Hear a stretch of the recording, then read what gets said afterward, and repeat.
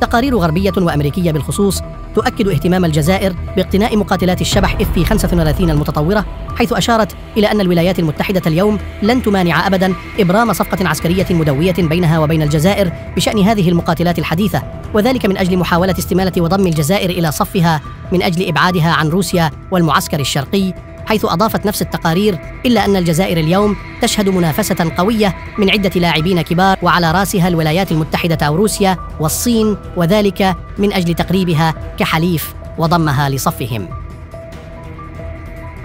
لأن هذه الوضعية اليوم ما بين موسكو أنقرة والجزائر العاصمة أخذت أبعادا مهمة. أول بعد عودة تركيا إلى الF-35، والصدمة الأعظم أن إسرائيل رفعت أي تحفظ لها تجاه الF-35 في الجزائر، وهذا يعتبر تطورا استثنائيا. من جهة أولى فقد تجاوز الجزائريون عقدة الآس-400 في كل من تركيا والجزائر دفعة واحدة، وأيضا السماح للجزائر بحالة اندماج متقدما حسب ما تراه الخارجية الأمريكية حسب تقريرها اليوم. وأهم من كل هذا فإن السلاح الروسي الآن يمكن السيطرة عليه مباشرة عبر الF-35، وهذا هو الرهان الوحيد، ليس فقط لأن الأمر يتعلق بميزات هذه الطائرة، وإنما أيضا كدبلوماسية، لأن هذا السلاح مهم للغاية بالنسبة للجميع.